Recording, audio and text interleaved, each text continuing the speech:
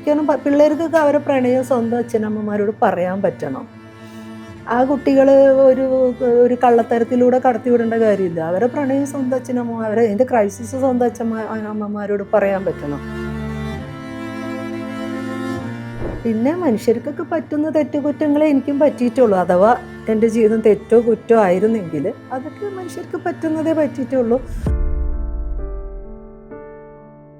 ഇനിയിപ്പോൾ നിങ്ങൾക്ക് അത് വായിച്ചിട്ട് നാണക്കേട് തോന്നുകയാണെങ്കിൽ നിങ്ങൾ ആ ജീവിതം ജീവിക്കാതിരുന്നാൽ മതിയല്ലോ. തനിക്ക് നേരെ നടന്ന ഒരു അതിക്രമം മനസ്സിലാക്കാൻ തന്നെ വർഷങ്ങളെടുക്കുന്ന, എബ്യൂസിനെ തിരിച്ചറിയാൻ കഴിയാത്ത കുഞ്ഞുങ്ങൾ, ഇങ്ങനെയുള്ള മനുഷ്യരുടെ കൂടി സ്പേസിന് തല്ലിക്കെടുത്തുന്നൊരു രീതിയിലേക്ക് പോകുന്നു എന്നുള്ളത് വളരെ വാസ്തവമാണ്. മായാനദി പോലൊരു സിനിമയിൽ ഇപ്പോൾ sex is not a promise എന്ന് പറഞ്ഞു. അത് കഴിഞ്ഞിട്ട് നമ്മൾ ഒരു പടിയും കൂടെ കിടന്ന് ഈട എന്ന് പറഞ്ഞ സിനിമയിൽ വന്നപ്പോഴേക്കും അതിലെ നായിക പറയുന്നത്, ഞാൻ കല്യാണം കഴിക്കാം എന്നേ പറഞ്ഞിട്ടുള്ളൂ, കൂടെ കിടക്കാമെന്ന് പറഞ്ഞിട്ടില്ല എന്നൊക്കെ പൊസിഷൻ എടുത്ത പെണ്ണുങ്ങളെയൊക്കെ നമ്മൾ ഭയങ്കര ആരാധനയോടുകൂടി കണ്ട ഒരു ഒരു ഒരു സൊസൈറ്റിയും കൂടിയാണ് നമ്മളുടേത്. ഒന്ന് ഏറ്റവും ബോൾഡ് സ്റ്റേറ്റ്മെൻ്റ് ഉള്ള പെണ്ണുങ്ങളെ പ്രേമിക്കാൻ ആളില്ല എന്നുള്ളതൊരു ദുരന്തമാണ്.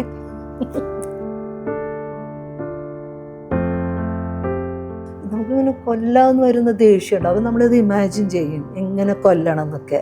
അപ്പം അങ്ങനെ ഒരു വൈൽഡായിട്ടുള്ള ഒരു സൈക്കോപാത്തിനെ പോലത്തെ അങ്ങനത്തെ കഥാപാത്രങ്ങളൊക്കെ ചെയ്യണം എന്നാണ് ഞാൻ ആഗ്രഹിക്കുന്നത്. എൻ്റെയൊക്കെ എന്തെങ്കിലുമൊക്കെ പറഞ്ഞതിൻ്റെ അടിയിലൊക്കെ ഉള്ള തോറിയൊക്കെ നോക്കി നോക്കിയേ, ചിലപ്പോൾ എന്ത് കുഞ്ഞു പിള്ളേരായിരിക്കുന്നു. പിന്നെ ആരും പിന്നെ സ്വന്തം ഐഡിയയിലൊന്നും വന്നിട്ടല്ല, അതിനുള്ള ധൈര്യമില്ല. കാരണം അവർക്കറിയാം ചെയ്യുന്നത് വൃത്തികേടാണ്.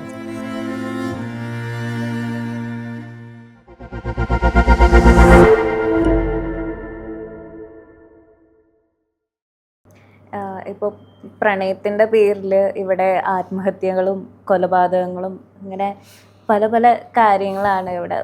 എന്താ സമൂഹത്തിനെ ആകെ ഷോക്കാക്കുന്ന രീതിയിലുള്ള കാര്യങ്ങളാണ് പ്രണയത്തിൻ്റെ പേരിൽ ഇവിടെ സംഭവിക്കുന്നത്. അപ്പോൾ ഇങ്ങനെ ഒരു സമൂഹത്തിൽ എങ്ങനെയാണ് താങ്കൾ പ്രണയത്തിനെ ഡിഫൈൻ ചെയ്യുന്നത്? പ്രണയം നമുക്ക് ഓരോരുത്തർക്കും ഓരോ പോലെയാണ്. അപ്പം ഞാൻ പ്രണയത്തിനെ കാണുന്ന ഒരു ഭാവത്തിലായിരിക്കില്ല നിങ്ങൾ കാണുക, അല്ലെങ്കിൽ ഇവർ കാണും. പക്ഷെ പ്രണയം ഇല്ലാതെ ഒന്നും നിലനിൽക്കുന്നില്ല. അത് മൊമെൻ്ററി ആയിരിക്കാം, ലോങ് ടേമിലായിരിക്കാം. പക്ഷെ മനുഷ്യർക്ക് പ്രണയമില്ലാതെ ജീവിക്കാൻ അത്ര എളുപ്പമല്ല. അല്ലെങ്കിൽ പിന്നെ അത്രയും നമ്മൾ സെക്ഷുവലായിട്ടുള്ള റൊമാൻറ്റിക് ആയിട്ടുള്ള മനുഷ്യരായിരിക്കണം. സൗഹൃദം മതി. ഞാൻ റൊമാൻറ്റിക് റിലേഷൻഷിപ്പ് എന്ന് പറയുന്നത് എന്നെ സംബന്ധിച്ച് വളരെ ആവശ്യമുണ്ടെന്ന ഒരാളായിട്ട് തന്നെ കാണുന്നത്. പക്ഷെ അതിനകത്ത് എനിക്കൊരു സോൾഫുൾ കണക്ഷൻ വേണം. അത് ആരെങ്കിലും എന്നെ ഇഷ്ടമുണ്ടെന്ന് പറഞ്ഞാൽ ഇഷ്ടപ്പെടാനൊന്നും പറ്റില്ല. നമുക്ക് അങ്ങോട്ടും ഇങ്ങോട്ടും മ്യൂച്വലി എന്തോ റെസ്പെക്റ്റും ഗിവ് ആൻഡ് ടേക്ക് ആയിട്ട് നിൽക്കാവുന്ന, ഇൻ്റലക്ച്വലി കണക്ട് ചെയ്യാവുന്ന, ഇമോഷണലി കണക്ട് ചെയ്യാവുന്ന ഒരുപാട് ഏരിയാസ് ഉണ്ട്. പലർക്കും പല വിധത്തിലായിരിക്കും. അപ്പോൾ അതിൻ്റെ കോംപ്ലക്സിറ്റീസിനെ കുറിച്ചല്ല ഞാൻ പറയാൻ ശ്രമിക്കുന്നത്. പക്ഷേ ജീവികൾക്ക് പൊതുവെ അത് ആവശ്യമുള്ളൊരു കാര്യം തന്നെയാണ്. പക്ഷെ നമ്മൾ നിർഭാഗ്യത്തിന് നമുക്ക് ചില ചട്ടക്കൂടുകളുണ്ട്. സാമൂഹ്യമായിട്ടുള്ള നിർമ്മിതികളുടെ ഭാഗമാണല്ലോ നമ്മൾ ഈ കൾച്ചറലി സെറ്റ് ചെയ്യപ്പെട്ട ആളുകൾ. അപ്പം നമ്മുടെ കൾച്ചർ എന്ന് പറഞ്ഞാൽ ഇപ്പോൾ വീണ്ടും ഇപ്പോൾ കോ ലിവിങ് ഒന്നും പാടില്ല എന്ന് ഇപ്പോൾ ഒരു കോടതി വിധി വന്നല്ലോ. അതായത് ഒരു മനുഷ്യൻ്റെ ജീവിതത്തിന് പോലും കോടതികളാണ് തീരുമാനം എടുക്കുന്നത്. ഭയങ്കര അപകടമാണ്. നിങ്ങളാണ് തീരുമാനിക്കേണ്ടത് നിങ്ങൾക്ക് ആരെ പ്രേമിക്കണം, ആരോടൊത്ത് കെടുക്കണം, ആരോടൊത്ത് ജീവിക്കണം എന്നുള്ളത്. പക്ഷെ അതേസമയം നമ്മളതുപോലുള്ളൊരു സമൂഹത്തിൽ വീട്, കുടുംബം എന്നൊരു സ്ട്രക്ചേർഡായിട്ട് ജീവിക്കുന്നിടത്ത് കുട്ടികൾ എന്ന് പറയുന്നത് അച്ഛൻ്റെയും അമ്മയുടെയും മാത്രം ബാധ്യതയാവുന്ന സ്ഥലത്ത് മക്കളുണ്ടാവുമ്പോൾ ആ സ്ട്രക്ചറിനെ കുറച്ച് ഉറപ്പിച്ച് നിർത്തുന്നത്, സ്റ്റെബിലൈസ് ചെയ്യുന്നതാണ് കുറച്ച് നല്ലത് എന്നാണ് അവരുടെ വളർച്ചയ്ക്കെങ്കിൽ. അറ്റ്ലീസ്റ്റ് ഒരു 10-18 വയസ്സ് വരെ അവർ ലോകം അറിയുന്നത് വരെയെങ്കിലും അവർക്ക് ഒരു ഇമോഷണൽ ഫിനാൻഷ്യൽ സപ്പോർട്ടായിട്ട് അവരുടെ കൂടെ ഉണ്ടാവുന്നത് നല്ലതാണെന്നാണ് എൻ്റെ ഒരു അഭിപ്രായം. അത് കഴിഞ്ഞിട്ട് കുഴപ്പമില്ല.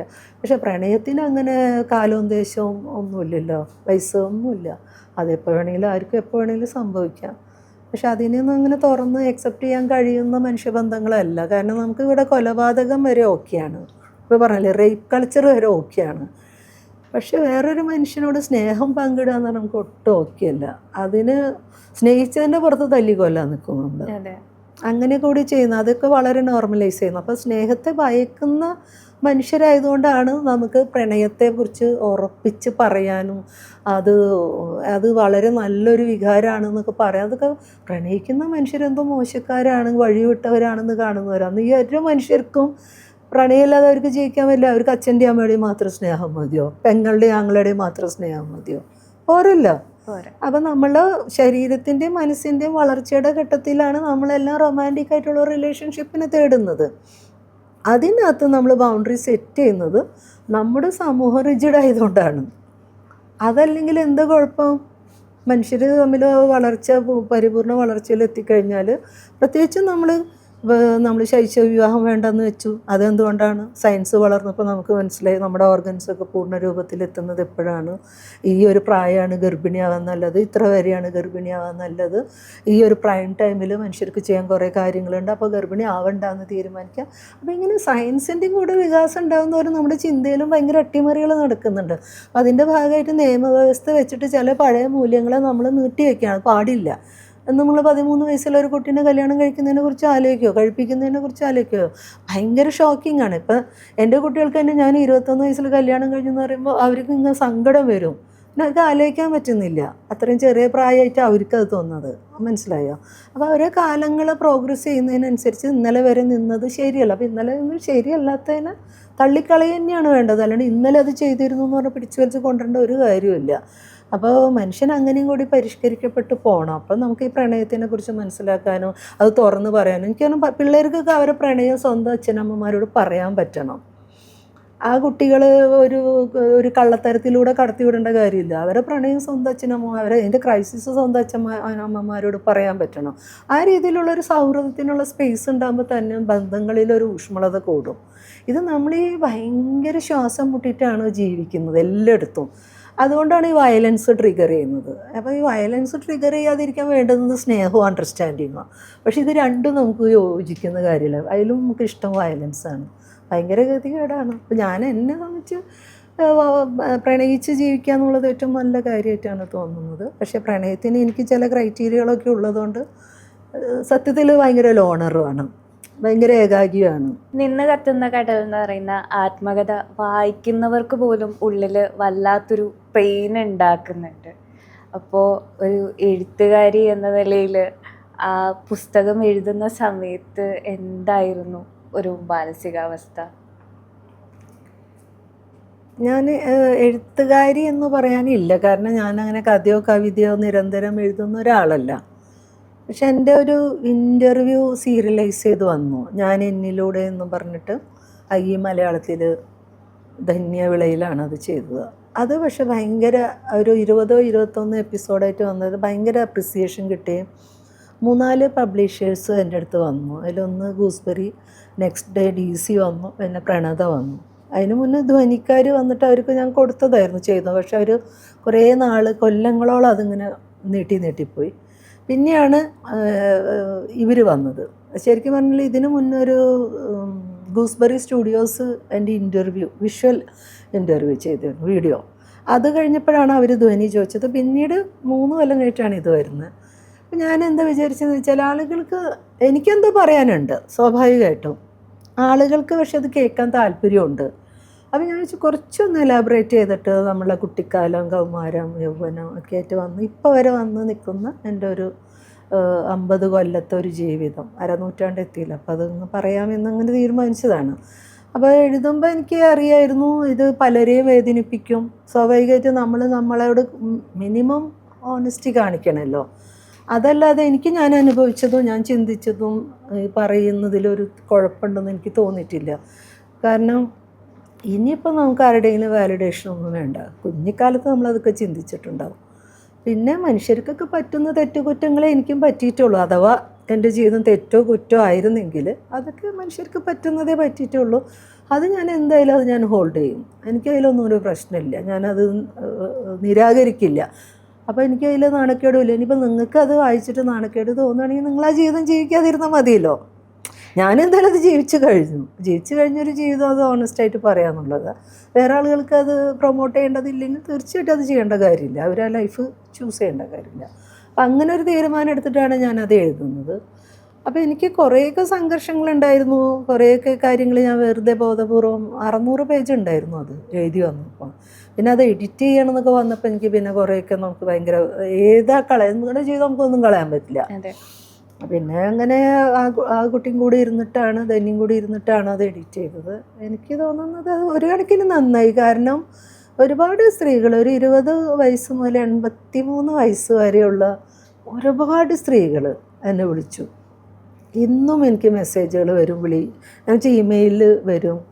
അതുപോലെ തന്നെ കുറേ പുരുഷന്മാരും അവരും വിളിച്ചിട്ട് പറഞ്ഞത് അവർ തന്നെ ഒരു പുരുഷൻ എന്നുള്ള രീതിയിൽ ഞങ്ങൾക്ക് റീതിങ്ക് ചെയ്യാവുന്ന ഒരുപാട് ഏരിയാസ് അതിലുണ്ടായിരുന്നു. ഞങ്ങളെ തന്നെ മനസ്സിലാക്കാനായിട്ട് ചില ശ്രമങ്ങൾ നടത്തണം എന്നുള്ളത് തിരിച്ചറിയാൻ പറ്റി എന്ന് പറയുന്ന. പിന്നെ ഞാൻ കേട്ടത് കുറേ പേർക്കൊക്കെ ദേഷ്യമുണ്ട്, എന്താണെന്ന് അറിയില്ല, നമുക്കതൊന്നും അറിയേണ്ട കാര്യമില്ല.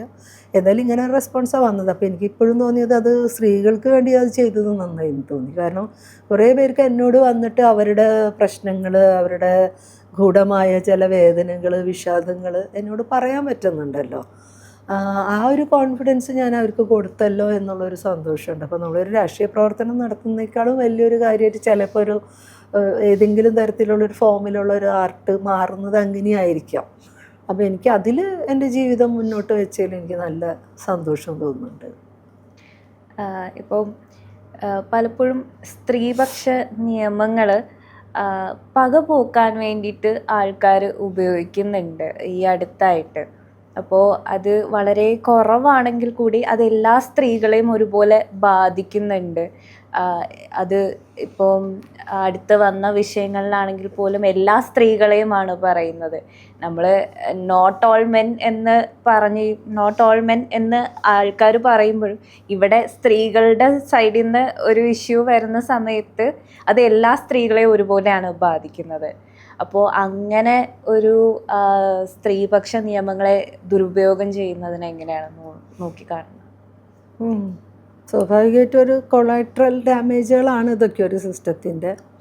കാരണം ഒരു നിയമം ഏറ്റവും അതിൻ്റെ ഉപഭോക്താവ് ആവേണ്ടുന്ന ആളുകളേക്കാൾ കൂടുതൽ അതിനെ എതിരായിട്ട് ഉപയോഗിക്കുന്ന ആളുകളിലേക്കും കുറച്ചാളുകളിലേക്കും എത്തുന്നതൊക്കെ സ്വാഭാവികമായിട്ട് സംഭവിക്കുന്ന ഒരു കാര്യമാണ്. പക്ഷെ നമ്മളെ സംബന്ധിച്ച് അത് അത്രയ്ക്കും വെൽക്കമിങ് ആവേണ്ടതില്ല. കാരണം നമ്മളൊരു സ്ത്രീപക്ഷ രാഷ്ട്രീയം എന്ന് പറയുന്നത് ഒരു ശത്രുവിനെ നിർമ്മിക്കലോ ശത്രുവിനെ ഉന്മൂലനം ചെയ്യലോ അല്ല. നമ്മൾ എക്സിസ്റ്റൻസിനെ കുറിച്ചാണ് കൂടുതൽ ചിന്തിക്കേണ്ടത്. അതുമാത്രമല്ല ഏറ്റവും കമ്പാഷനേറ്റ് ആയിട്ടുള്ളൊരു രാഷ്ട്രീയമാണ് നമ്മൾ വെക്കേണ്ടത്. ഇതിലൊക്കെ ഉപരി ഇപ്പം നോട്ട് ഓൾ മെൻ എന്ന് പറയുന്നതും നോട്ട് ഓൾ വുമൺ എന്ന് പറയുന്നത് ഞാൻ ഒരേ സ്കെയിലിൽ കാണുന്നില്ല. കാരണം പുരുഷനെ സംബന്ധിച്ച് ഞാനതിലില്ല എന്ന് പറയുമ്പോഴും ഞങ്ങളുണ്ടാക്കിയ ലോകത്താണ് ഇതൊക്കെ സംഭവിക്കുന്നത്. അപ്പോൾ അതിൻ്റെ ബാധ്യതയിൽ നിന്ന് ഞങ്ങളെല്ലാവരും ഇല്ല എന്ന് പറഞ്ഞ് ഒഴിഞ്ഞു നിൽക്കാൻ പറ്റില്ല. പക്ഷെ സ്ത്രീകളെ സംബന്ധിച്ച് അവരുണ്ടാക്കാത്ത അവരുടേതല്ലാത്ത ലോകത്തിരുന്നാണ് അവരുടെ മുഴുവൻ സഫറിങ്സ്. അപ്പോൾ അതുകൊണ്ട് അതിനെ നമുക്ക് ഈക്വലൈസ് ചെയ്ത് കാണുന്നതിലൊരു ശരികേടുണ്ട്. പക്ഷെ അപ്പോൾ പോലും നമ്മൾ ഏറ്റവും അക്യുറേറ്റ് ആയിട്ട് ഒരു കാര്യത്തെ സമീപിക്കുക എന്നുള്ളത് തന്നെയാണ് നമ്മുടെ ശ്രമം വേണ്ടത്. ഞാനും ചിലപ്പോൾ തോന്നിയിട്ടുണ്ട് നമ്മളിതുവരെ ആർജിച്ചെടുത്ത മുന്നോട്ട് പോക്കിനെ തിരിച്ചടിക്കുന്ന വിധത്തിൽ. ഒന്നെന്ന് പറഞ്ഞാൽ ഇപ്പോൾ സ്ത്രീപക്ഷ നിയമങ്ങൾ എത്ര ഉണ്ടായാലും സ്ത്രീകൾക്ക് നേരെയുള്ള ഏത് അതിക്രമവും നീതി കിട്ടുന്ന അവസ്ഥയിലേക്ക് പോകുന്നില്ല എന്നുള്ളത്. അതിനുള്ള കാരണം എന്ന് വെച്ചാൽ അത്രയ്ക്കും ഒരു രാഷ്ട്രീയമായ അധാർമികത നിറഞ്ഞു കഴിഞ്ഞു. മാത്രമല്ല സ്ത്രീയുടെ ലൈംഗികതയും സ്ത്രീ വിഷയങ്ങളുമായി ബന്ധപ്പെടുത്തി കോർണർ ചെയ്തുകൊണ്ട്, കാരണം ഈ ലൈംഗികതയെ അത്രയ്ക്കും സിൻഫുള്ളാക്കിയിട്ട് നമ്മൾ പാപം തന്നെ ഉടൽ തന്നെ പാപികളുടേതാണ്. നമ്മുടെ മതബോധങ്ങൾ അങ്ങനെയാണ്. ഉടൽ തന്നെ പാപിയായിട്ട് നിൽക്കുന്ന ഒരു ബോധത്തിലാണ് നമ്മൾ ജീവിക്കുന്നത്. അതിൽ തന്നെ സ്ത്രീ ലൈംഗികത അങ്ങേറ്റം ഭയപ്പെടേണ്ടതും അങ്ങനെ നിഷിദ്ധമായതുമാണ്. അപ്പോൾ അങ്ങനെയുള്ളൊരു ലോകത്താണ് നമ്മുടെ ബോഡി, അവർ റൈറ്റ്, നമ്മളെ സ്വയം നിർണയാവകാശം എന്നെല്ലാം പറഞ്ഞിട്ട് നമ്മൾ മുന്നോട്ട് വന്നു. പലതരത്തിലുള്ള മൂവ്മെൻറ്റുകൾ, പലതരത്തിലുള്ള സൊസൈറ്റിയുടെ ഇടപെടൽ. അതിലിപ്പോൾ നമ്മൾ വെച്ചാൽ പെണ്ണുങ്ങൾ മാത്രമല്ല, പെണ്ണുങ്ങളുടെ ജീവിതം അങ്ങനെ മുന്നോട്ട് വരണം എന്ന് വിചാരിക്കുന്ന നമ്മുടെ അലീസായിട്ട് നിൽക്കുന്ന, അതായത് ഞങ്ങൾ അനുഭവിക്കുന്ന പ്രിവിലേജ് ഉണ്ടെന്നും ഈ പ്രിവിലേജിൻ്റെ ഭാഗമായിട്ടാണ് ഈ സ്ത്രീകൾ സഫർ ചെയ്യേണ്ടി വരുന്നത് എന്ന് തിരിച്ചറിയുന്ന ഫെമിനിസ്റ്റുകളായിട്ടുള്ള പുരുഷന്മാരുണ്ട്. അപ്പോൾ അവരും കൂടി യോജിച്ച് തീരുമാനിച്ചുണ്ടാക്കുന്ന കുഞ്ഞിടങ്ങളെ നമുക്കുള്ളൂ. അപ്പോൾ അങ്ങനെയുള്ളൊരു സ്ഥലത്തുനിന്ന് 1-to-1 ബന്ധങ്ങളിൽ ഇത്തരത്തിലുള്ള പ്രശ്നങ്ങൾ ഉണ്ടാവുന്നത് സ്വാഭാവികമായിട്ടും സാധാരണ ഇതൊന്നും പറയാൻ പറ്റാത്ത, തനിക്ക് നേരെ നടന്ന ഒരു അതിക്രമം മനസ്സിലാക്കാൻ തന്നെ വർഷങ്ങളെടുക്കുന്ന, അബ്യൂസിനെ തിരിച്ചറിയാൻ കഴിയാത്ത കുഞ്ഞുങ്ങൾ, ഇങ്ങനെയുള്ള മനുഷ്യരുടെ കൂടി സ്പേസിനെ തല്ലിക്കെടുത്തുന്നൊരു രീതിയിലേക്ക് പോകുന്നു എന്നുള്ളത് വളരെ വാസ്തവമാണ്. എനിക്കും അതിൽ നല്ല വേദനയുണ്ട്. പ്രത്യേകിച്ചും ഞാനത് പല ഇൻ്റർവ്യൂവിലും പറഞ്ഞിട്ടുള്ളതാണ്. നമ്മൾ മായാനദി പോലെ ഒരു സിനിമയിൽ ഇപ്പോൾ sex is not a promise എന്ന് പറഞ്ഞു.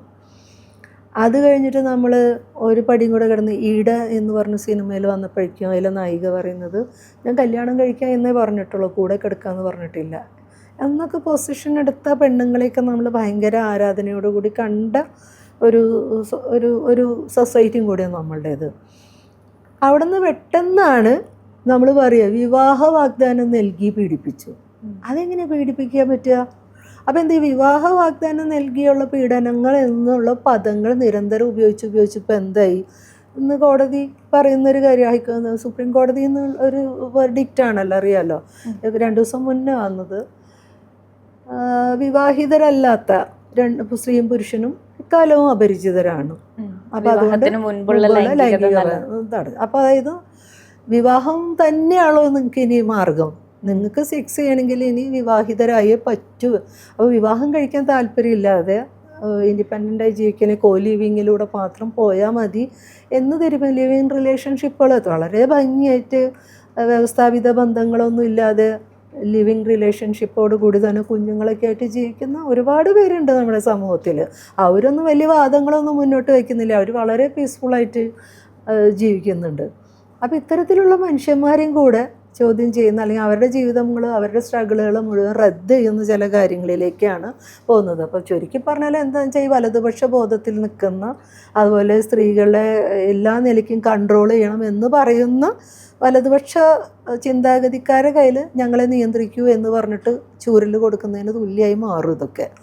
നമ്മൾ ഇത്തരം കാര്യങ്ങൾ, അതായത് നമുക്ക് കൺഫ്രണ്ട് ചെയ്യാം. ഇപ്പം നിങ്ങളൊരു ബന്ധത്തിലാണ്, അല്ലെങ്കിൽ ഞാനൊരു ബന്ധത്തിലാണ്, ആ ബന്ധത്തിൽ എനിക്ക് എന്തെങ്കിലും തരത്തിലുള്ള അസ്വസ്ഥതയോ പോരായ്മയോ തോന്നിക്കഴിഞ്ഞാൽ നമുക്ക് അവിടെ ഇരുന്ന് കൺഫ്രണ്ട് ചെയ്യാം, അതിനെ പാച്ചപ്പ് ചെയ്യുകയോ പിരിഞ്ഞു പോവുകയും ചെയ്യാം. ഈ എല്ലാ പോസിബിലിറ്റിയും നിലനിൽക്കെ അതിനെ പെട്ടെന്ന് ഞാൻ ക്രിമിനലൈസ് ചെയ്യുമ്പോൾ അതും ഈ നിയമങ്ങളെ കൂട്ടുപിടിച്ച് ഞാൻ ക്രിമിനലൈസ് ചെയ്യുമ്പോൾ എന്ത് പറ്റും?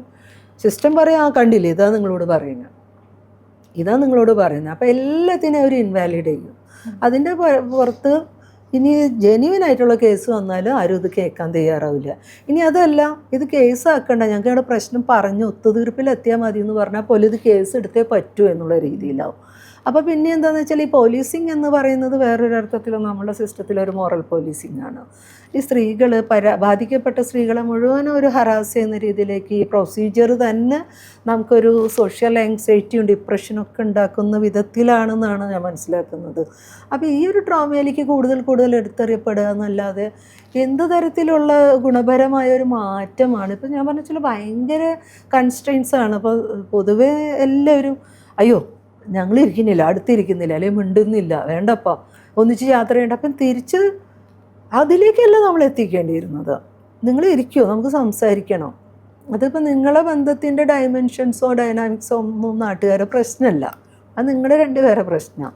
അതിനെ നിങ്ങൾ അഡ്രസ്സ് ചെയ്യാനുള്ള ഒരു കപ്പാസിറ്റിയും കൂടി ഉണ്ടാക്കിയിട്ട് പ്രേമിക്കാനോ കാമിക്കാനോ പോകണം എന്നാണ് എനിക്കിപ്പോൾ ആണിനോടും പെണ്ണിനോടും പറയുള്ളത്. പിന്നെ വേറെ ചില വർക്ക് എത്തിക്സൊക്കെ നമ്മൾ നോക്കണം. അപ്പം നിങ്ങൾ ഈ ഒരു സ്ഥാപനത്തിൽ വർക്ക് ചെയ്യുമ്പോൾ പൊതുവേ ഞാൻ നോക്കിയിട്ടുള്ളത് ഒരു കോർപ്പറേറ്റ് നിയമങ്ങളൊക്കെ അങ്ങനെ തന്നെയാണ്. ഇതിനകത്ത് ലവേഴ്സ് ഉണ്ടെങ്കിൽ അത് റിപ്പോർട്ട് ചെയ്യണം. അതിൽ തന്നെ നിങ്ങൾ സീനിയറായിട്ടുള്ള ഒരാൾക്ക് ഏതെങ്കിലും അവരെ കീഴിൽ സബോർഡിനേറ്റ് ആയിട്ട് ജോലി ചെയ്യുന്ന ഒരാളോട് പ്രണയം ഉണ്ടെങ്കിൽ അവർ ഒരേ ഡിപ്പാർട്ട്മെൻറ്റിലോ ഒരേ സെക്ടറിലോ വർക്ക് ചെയ്യാൻ പാടില്ല, അവരെ മാറ്റി പണിയെടുപ്പിക്കും. അങ്ങനെയൊക്കെയുള്ള ഭയങ്കര രീതിയിൽ കാര്യങ്ങൾ ശ്രദ്ധിക്കുന്ന ഒരിടത്തിലാണ് നമ്മളപ്പോൾ ഈ വർക്ക് എത്തിക്സിനെ നോക്കണം, ഈ പ്രൊഫഷണൽ എത്തിക്സ് പാലിക്കണം. അതൊക്കെ കൂടി ചിന്തിച്ചിട്ട് ആ ബൗണ്ടറീസ് സെറ്റ് ചെയ്തിട്ട് മനുഷ്യർ പ്രേമിക്കാനും കാമിക്കാനും ഇടപഴകാനും ആ ഒരു ഉത്തരവാദിത്വത്തോടുകൂടി നടക്കുകയാണെങ്കിൽ ഈ പ്രശ്നമൊന്നുമില്ല. ഇതിങ്ങനെ റിവഞ്ചിന് വേണ്ടി നമ്മൾ സ്നേഹത്തെ ഉപയോഗിക്കുകയാണ്. ആ സ്നേഹം റിവഞ്ച് ഫുള്ളാകുമ്പോൾ പിന്നെ ഫാസിസ്റ്റുള്ള ഒരു തരം മനോഭാവമാണല്ലോ നമുക്ക്. ഏത് എക്സ്ട്രീമും നമ്മൾ അതിനെ തകർക്കാൻ പോകുന്നുള്ളതാണ്. അത് ഒരു അപകടകരമാണ്. അത് ചെയ്തുകൂടാ, ആണേലും പെണ്ണായാലും അത് ചെയ്തുകൂടാ. അപ്പുറത്ത് ആസിഡ് അറ്റാക്ക് ആണെങ്കിൽ ഇപ്പുറത്ത് നിയമം വെച്ച് അറ്റാക്ക് ചെയ്യുന്നു എന്നുള്ള രീതിയിലേക്ക് അതിനെ വായിക്കപ്പെടും. അത് നിർഭാഗ്യമാണ്. ഇപ്പോൾ സ്ത്രീകളുടെ ലൈംഗികതയെക്കുറിച്ച് പറഞ്ഞപ്പോൾ എനിക്ക് പെട്ടെന്ന് വന്നൊരു ചിന്തയാണ്, പലരിൽ നിന്നും നമ്മൾ കേൾക്കുന്ന ഒരു കാര്യം കൂടിയാണ്. വളരെ പ്രോഗ്രസീവ് ആയിട്ടുള്ള സർക്കിളുകളിൽ പോലും പുരുഷന്മാർ പോളിയമോറി വളരെ കൂളായിട്ട് തുറന്നു പറയുമ്പോഴും സ്ത്രീകൾ പോളിയമോറസ് ആണ് എന്ന് പറയുമ്പോൾ അവിടെ സ്ത്രീയെ വളരെ അധികം സ്ലട്ട് ഷെയിം ചെയ്യപ്പെടുന്നുണ്ട്, വളരെ പ്രോഗ്രസീവ് ആയിട്ടുള്ള സർക്കിളുകളിൽ പോലും. അതിനെക്കുറിച്ച് എന്താ പറയുക? അത് മെയിൽ റൈറ്റ് ആയിട്ടാണ് അവർ സെക്സിനെ കാണുന്നത്. ഒന്ന് ഫീമെയിൽ ബോഡി ഇറ്റ് സെൽഫ് ഒരു സെക്കൻഡറി ആയിട്ട് കാണുന്ന, സെക്കൻഡറി ജെൻഡറായി കാണുന്ന ഒരു സ്ഥലത്ത് അവർക്ക് തന്നെ സ്വയം നമ്മൾ റൈറ്റായിട്ട്, സെക്സ് എന്ന് പറയുന്നത് നമ്മളുടെ ബർത്ത് റൈറ്റായിട്ട് കാണുന്ന ആളുകൾ പോലും അല്ല നമ്മളെ ഇതുവരെ അവർ ഒരുക്കി കൊണ്ടുവന്നിട്ടുള്ളത് പുരുഷന് വേണ്ടി സമർപ്പിക്കാനായിട്ട് വളർത്തപ്പെടുന്നൊരു ശരീരം. അങ്ങനെയാണല്ലോ, അതുകൊണ്ടാണല്ലോ ഈ കെട്ടിച്ചു കൊടുക്കണം. കെട്ടിച്ചു കൊടുത്തില്ലെങ്കിൽ ഈ കന്യാത്തൊക്കെ എങ്ങനെ നമ്മുടെ കയ്യിലിരിക്കുമ്പോൾ ഉടഞ്ഞു പോയാൽ നമ്മൾ പിന്നെ ഈ പെണ്ണിനെ എന്ത് ചെയ്യും? ഈ ഓണർ കില്ലിങ്ങൊക്കെ അങ്ങനെയാണല്ലോ ഉണ്ടാകുന്നത്.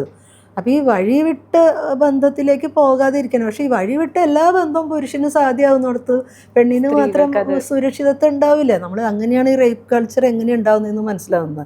ഇത് രണ്ടുപേർക്കും ഒരുപോലെ റെസ്ട്രിക്റ്റഡ് ആവണം, അല്ലെങ്കിൽ രണ്ടുപേർക്കും ഒരുപോലെ ഓപ്പൺ ആവണം. ഇത് ഒരാൾക്ക് എല്ലാ എക്സ്ട്രീമിലും ചെയ്യാമെന്ന് പറയുമ്പോൾ ഇതിന് അവർ എന്താണ്, മൃഗങ്ങളെയും ചെടിയും മരമാണ് കാണുന്നത്. മനുഷ്യ ശരീരം തന്നെയല്ല അവർക്ക് വേണ്ടത്. അപ്പോൾ അവിടെ ആരാണ് വൾണറബിളായ മനുഷ്യരാണ് അതിൻ്റെ ഇരയാവുക. മനസ്സിലായോ? ഏറ്റവും വൾണറബിൾ. അതുകൊണ്ടാണ് ഇന്ത്യയിൽ എന്താണ് ഒരു ദിവസം ഇത്ര റേപ്പ് നടക്കുന്നുണ്ട്. 500 കുട്ടികൾ മിസ്സിങ് ആണ് ഈ കാലയളവിനുള്ളിൽ. അതായത് 800 പേര് മിസ്സിങ്ങിൽ 508 പേര് സ്ത്രീകളും കുട്ടികളാണ്. ഇവരെവിടേക്കാണ് മിസ്സാവുന്നത്? അപ്പോൾ ഏറ്റവും വൾണറബിൾ ആയിട്ടുള്ള ശരീരങ്ങളാണ് ഇതിന് വേണ്ടിയിട്ട് ഇത് ഉപയോഗിക്കപ്പെടുന്നത്, അല്ലെങ്കിൽ അവരായിരിക്കും അതിൻ്റെ ഇരകളായി മാറുന്നത്. അപ്പോൾ ഈ ഒരു ട്രാജഡിയും കൂടെ നിൽക്കുന്നുണ്ട്. അപ്പോൾ നിങ്ങൾ ഈ മെയിൽ റൈറ്റ് ആയിട്ട് നിൽക്കുന്ന ഒരു സാധനത്തിൻ്റെ പുറത്തിരുന്നിട്ട് ഞാൻ പെട്ടെന്ന് എനിക്ക് എൻ്റെ കോൺഷ്യസ് ഒക്കെ ഉണർന്നു, അല്ലെങ്കിൽ എൻ്റെ ഒരു അവബോധവും എൻ്റെ ഒരു വ്യക്തിത്വത്തിൻ്റെ വികാസത്തിൻ്റെ അടിസ്ഥാനത്തിൽ ഞാനത് പറയാൻ അങ്ങനെ ഇവരൊന്നാലും ഭയങ്കര തകർന്നു പോകും. പിന്നെ നമ്മളിതുപോലുള്ള പെണ്ണുങ്ങളെ പ്രേമിക്കാൻ തന്നെ അവർക്ക് ധൈര്യം ഉണ്ടാവില്ല. ഒന്ന് ഏറ്റവും ബോൾഡ് സ്റ്റേറ്റ്മെൻ്റുള്ള പെണ്ണുങ്ങളെ പ്രേമിക്കാൻ ആളില്ല എന്നുള്ളതൊരു ദുരന്തമാണ്. അതെ, ഭയങ്കര ടെറിഫൈഡ് ആവും അവർ. അല്ലെങ്കിൽ പിന്നെ അവർക്ക് ഭയങ്കര വ്രീളാവിവശ്യായിട്ടുള്ള ആളുകൾ വേണം. കോമൺ സെൻസ് വേണം, വ്രീളാവിവശ്യതയും വേണം. അപ്പോൾ ഇങ്ങനെ 2 എക്സ്ട്രീമിൽ ഡിസൈൻ ചെയ്ത് വെച്ചിട്ടുള്ള ആളുകളായതുകൊണ്ട് തന്നെ ഈ പെണ്ണുങ്ങൾ പെട്ടെന്ന് ഇത്തരത്തിലുള്ള മൾട്ടിപ്പിൾ റിലേഷൻഷിപ്പിനൊക്കെ കുറിച്ച് പറഞ്ഞാൽ അവർ തകർന്നു പോകും. അപ്പോൾ പിന്നെ അവള് അതാണ് എക്സ്പ്രഷൻ. മനസ്സിലായോ? അതുകൊണ്ടാണ് ഇന്നിപ്പോൾ നമ്മൾ കണ്ടില്ലേ, നമ്മൾ ഇവിടെ ശ്രീലക്ഷ്മി അറക്കലിനൊക്കെ കാര്യം എന്താണ് ആ കൊച്ചു പറയാൻ ശ്രമിച്ചത്? തൻ്റെ കൗമാരം തൊട്ട് 30 വയസ്സ് എന്തോ ആവുന്നതിനകത്തുള്ള അവളുടെ റിലേഷൻഷിപ്പ്. എടോ, നമ്മൾ ഈ 15 വയസ്സിൽ ചിലപ്പോൾ അപ്പുറത്തെ ക്ലാസ്സിൽ ഒരുത്തന്നെ വായി നോക്കിയത് നമ്മൾ പ്രേമം എന്നാ പറയുക, തിരിച്ചാവൻ വായി നോക്കിയതും പ്രേമം തന്നെ നമ്മൾ പറയുക അല്ലേ? അപ്പോൾ അവളുടെ ഒരു ഓൺഗോയിങ് പ്രോസസ്സിലുള്ള ബന്ധങ്ങളെ അവൾ എങ്ങനെ കണ്ടു, കുറച്ചും കൂടി മെച്ചപ്പെട്ടതായിരുന്നു പിന്നീട് വരുന്നത്. സ്വാഭാവികമായിട്ട് അങ്ങനെയല്ലേ? 17 വയസ്സിൻ്റെ പ്രണയത്തിൻ്റെ ഭാവനകളല്ല 27, അതല്ല 37, 47, 57. മനുഷ്യർ ഇവോൾവ് ചെയ്യാണ്. അതിൻ്റെ ഭാഗമായിട്ട് പ്രേമവും സെക്സും എല്ലാം ഇവോൾവ് ചെയ്ത് വരും. അപ്പം നമ്മൾ കുറച്ചും കൂടി മെച്ചപ്പെട്ടതിലേക്ക് പോകുമെന്നാണ് ആ കുട്ടി പറയാൻ ശ്രമിച്ചത്. ഉടനെ ആ കേട്ടവന് മനസ്സിലായത് ഓരോ സെക്സ് കഴിഞ്ഞാലും വേറെ ആളെയാണ് തെരിയാന്ന്. എന്താണ് പറഞ്ഞത്, എന്താണ് മനസ്സിലാക്കിയത്? അപ്പം ഞാൻ മനസ്സിൽ അത്രയും അടഞ്ഞ മനസ്സാണ്. നമുക്കിതൊന്നും പെണ്ണുങ്ങളുടെ ഭാഗത്തുനിന്ന് അങ്ങനെ ഒരു വർത്തമാനമൊന്നും ആലോചിക്കാനേ പറ്റില്ല. അപ്പോൾ അങ്ങനെയുള്ളൊരു ലോകത്തിരുന്ന് നമ്മളിത് സംസാരിക്കണേ എന്നുള്ളൊരു ബോധ്യം നമുക്കുണ്ടായാൽ മതി. അപ്പോൾ സ്ലട്ട് ഷെയ്മിങ് ഒന്നും ഇനി നിൽക്കാനൊന്നും പോകുന്നില്ല. എൻ്റെയൊക്കെ എന്തെങ്കിലുമൊക്കെ പറഞ്ഞതിൻ്റെ അടിയിലൊക്കെ ഉള്ള തെറിയൊക്കെ നോക്കി നോക്കിയേ, ചിലപ്പോൾ എന്ത് കുഞ്ഞു പിള്ളേരായിരിക്കുന്നു. പിന്നെ ആരും പിന്നെ സ്വന്തം ഐഡിയയിലൊന്നും വന്നിട്ടല്ല, അതിനുള്ള ധൈര്യമില്ല. കാരണം അവർക്കറിയാം ചെയ്യുന്നത് വൃത്തികേടാണ്. അപ്പോൾ അതുകൊണ്ട് ഇത് പറഞ്ഞേ പറ്റുമോ? എന്തൊരു സംഘർഷമായിരിക്കില്ലേ അവർക്ക്. നമ്മളെ തെറി വിളിക്കാണ്ട് ആ തള്ളേനെ പോയി തെറി വിളിച്ചില്ലല്ലോ എന്നൊക്കെ ഉറക്കം കിട്ടാണ്ട് ഐഡിയ ഒക്കെ ഉണ്ടാക്കി വന്നിട്ട്. അപ്പോൾ അത് ഞാൻ പറഞ്ഞു, അപ്പോൾ അതൊന്നും നമ്മൾ പേടിക്കാതിരിക്കുക എന്നുള്ളതാണ്. അത് പറയാം, ഇതെല്ലാം തുറന്ന് പറയാനും അതിനെ കേൾക്കാനും സജ്ജരാക്കണം അവർ. നമ്മൾ അത്രയും മാർഗമുള്ളൂ. നമ്മുടെ സൗഹൃദങ്ങളിൽ തന്നെ തുടങ്ങണം. അപ്പോൾ അതിനകത്ത് അവരും നമ്മളിതുമാതിരിയൊക്കെ കാണും. നമ്മുടെ സൗഹൃദങ്ങളെ നമ്മൾ തേച്ച് മിനിക്കെടുത്തതാ. ഇവരൊക്കെ ഇങ്ങനെ റദ്ദ് ചെയ്തു അവന്മാർ ശരിയല്ല എന്നൊക്കെ പറഞ്ഞാൽ എനിക്കൊന്നും ഒരു പുരുഷ സൗഹൃദം ഉണ്ടാവില്ല. ഇത് അങ്ങോട്ടും ഇങ്ങോട്ടും നമ്മൾ കറക്റ്റ് ചെയ്ത് പോകേണ്ടതാണെന്നാണ് ഞാൻ പറയാൻ വന്നത്. കാരണം നമ്മൾ ഇവോൾവ് ചെയ്യുന്ന പ്രോസസ്സിൽ നമ്മൾക്ക് എന്താണെന്ന് വെച്ചാൽ എപ്പോഴും സമൂഹം നമ്മളെ എങ്ങനെ നോക്കി കാണുന്നു എന്നും കൂടെ ഒരു കണ്ണ് വെച്ചിട്ട് നമ്മൾ ഭൂമിയിൽ ഇറങ്ങി നടക്കുന്നത്. നമുക്ക് അകത്തുനിന്നും പുറത്തുനിന്നുള്ള 2 നോട്ടങ്ങളുണ്ട്. ഒന്ന് പുറത്തു നിന്ന് ഞാൻ എന്നെ നോക്കുന്നു, ഇതല്ലല്ലോ ഞാൻ എന്ന് സ്വയം വേദനിക്കുന്നു. ഒന്ന് അകത്തുനിന്ന് ഞാൻ പുറമേക്ക് നോക്കുന്നു, അവർക്ക് വേണ്ടത് തന്നെയാണോ ഞാൻ എന്ന് ഞാൻ സ്വയം വിലയിരുത്തിക്കൊണ്ടിരിക്കുന്നു. എപ്പോഴും അവരുടെ ഡിസൈനിനൊത്ത് പാകപ്പെട്ടിട്ടാണ് എൻ്റെ ചലനം, ഉടുപ്പ്, നടപ്പ് എന്നിങ്ങനെ ആകാംക്ഷയിൽ നമ്മൾ ജീവിക്കുന്നു അല്ലേ. ഇങ്ങനെ ഭയങ്കര ട്വിസ്റ്റഡ് ആയിട്ടുള്ള ഒരു നോട്ടം തന്നെ നമ്മുടെ ഉള്ളിലുണ്ട്. അപ്പോൾ ഇതെന്ത് പ്രതിസന്ധിയൊന്നും അവർക്ക് മനസ്സിലായില്ല. പക്ഷെ അതിന് ഏതെങ്കിലും ഒരു ആൺ സുഹൃത്തിന് മനസ്സിലായെങ്കിൽ അത് നല്ലതാണെന്ന് ഞാൻ വിചാരിക്കുന്നത്. അപ്പോൾ ആളുകൾ അങ്ങോട്ടും ഇങ്ങോട്ടും റദ്ദ് ചെയ്ത് പോകുന്നതിലൊന്നും കാര്യമില്ല. ഇതൊക്കെ ഉണ്ടാവും. അത് മനസ്സിലാക്കാൻ കഴിയുന്ന തരത്തിൽ രോഗം മാറുമ്പോൾ അതിനൊരു ശമനം കിട്ടും. ഒരു ഇൻ്റർവ്യൂവിൽ മനുഷ്യരുടെ ഇമോഷണൽ പല ലെയേഴ്സുള്ള ഇമോഷൻസ് പോർട്രേ ചെയ്യുന്ന ഒരു സിനിമ ചെയ്യാൻ താല്പര്യമുണ്ടെന്ന് പറഞ്ഞിരുന്നു. അപ്പോൾ ആ ഇമോഷണൽ ലെയേഴ്സിനെ കുറിച്ച് അല്ലെങ്കിൽ ആ ഒരു ആഗ്രഹത്തെക്കുറിച്ച് കൂടുതൽ പറയാൻ പറ്റും? ഞാൻ പറഞ്ഞു വെച്ചാൽ എനിക്ക് ഇപ്പം ഞാൻ പറഞ്ഞില്ലേ, നമ്മൾ ഈ അകത്തും പുറത്തുമുള്ള നോട്ടങ്ങൾ വെച്ച് ട്വിസ്റ്റഡ് ആവുന്ന മനുഷ്യരാണെന്ന് പറഞ്ഞില്ലേ. അപ്പോൾ സത്യത്തിൽ ഞാൻ അങ്ങനെ ഒരു കഥാപാത്രത്തെ എഴുതിക്കൊണ്ടിരിക്കുന്ന ഒരാൾ തന്നെയാണ്. അത് പുറമേക്ക് ഭയങ്കര നമ്മൾ സ്വീറ്റായിട്ടും നോർമലി കാണപ്പെടുന്ന ഒരു സോ കോൾഡ് മിഡിൽ ക്ലാസ്സിലെ ടിപ്പിക്കൽ വൈഫ് ഒരു ഭാഗത്ത്. പക്ഷെ അവർ ആന്തരിക ലോകത്ത് നടക്കുന്ന അവരുടെ കുറേ വൈൽഡായിട്ടുള്ള ഭാവനകളുണ്ട്. അവരതിനു വേണ്ടുന്ന അന്വേഷണങ്ങളൊക്കെ നടത്തുന്നുണ്ട്. അപ്പോൾ അങ്ങനെ ഒരു എന്താ പറയേണ്ടത്, ആരും അറിയാതെ സട്ടിലായിട്ടുള്ള മൂവുകൾ എന്നൊക്കെ പറയില്ലേ. അപ്പോൾ അവർക്ക് തന്നെ അവർക്ക് ചില ഘട്ടത്തിൽ ഇത് ഞാൻ തന്നെയാണ് ചെയ്യണതെന്ന് വിശ്വസിക്കാൻ കഴിയാത്ത തരത്തിലുള്ള ഇങ്ങനെ ഒരു എന്താ പറയുക ദ്വന്ദ്വ വ്യക്തിത്വം പോലെയുള്ള കഥാപാത്രം. അതുപോലെ തന്നെ എനിക്ക് ചിലപ്പോൾ ഭയങ്കര നമുക്കിങ്ങനെ കൊല്ലാമെന്ന് വരുന്ന ദേഷ്യമുണ്ട്. അപ്പോൾ നമ്മളിത് ഇമാജിൻ ചെയ്യും എങ്ങനെ കൊല്ലണം എന്നൊക്കെ. അപ്പം അങ്ങനെ ഒരു വൈൽഡായിട്ടുള്ള ഒരു സൈക്കോപാത്തിനെ പോലത്തെ അങ്ങനത്തെയൊക്കെ കഥാപാത്രങ്ങളൊക്കെ ചെയ്യണം എന്നാണ് ഞാൻ ആഗ്രഹിക്കുന്നത്. അപ്പോൾ ചിലപ്പോഴൊക്കെ ഞാൻ ചില സുഹൃത്തുക്കളെ അവരുടെ കഥകൾ ഇങ്ങനെ കേൾക്കുമ്പോൾ അവർ വളരെ പ്രായമായ സുഹൃത്തുക്കളാണ് എൻ്റെ മെൻറ്റേഴ്സ് പോലെയുള്ള മനുഷ്യർ. അപ്പോൾ അവരൊക്കെ എന്നോട് എല്ലാം തുറന്നു പറയും. അപ്പോൾ അവരുടെ 40കളിലൊക്കെ അവർ പോയ പ്രണയത്തിൽ അവരെ പ്രണയിനികളെ കുറിച്ച് വേറെ കേരളീയരല്ല. അപ്പോൾ ആ കഥാപാത്രങ്ങളൊക്കെ കേൾക്കുമ്പോൾ ഞാനിങ്ങനെ ആലോചിക്കേ, ഇത്രയും സ്ട്രോങ് ആയിട്ടുള്ള ഇത്രയും വൈൽഡായിട്ടുള്ള പെണ്ണുങ്ങൾ ഉണ്ടായിട്ടുണ്ടോ.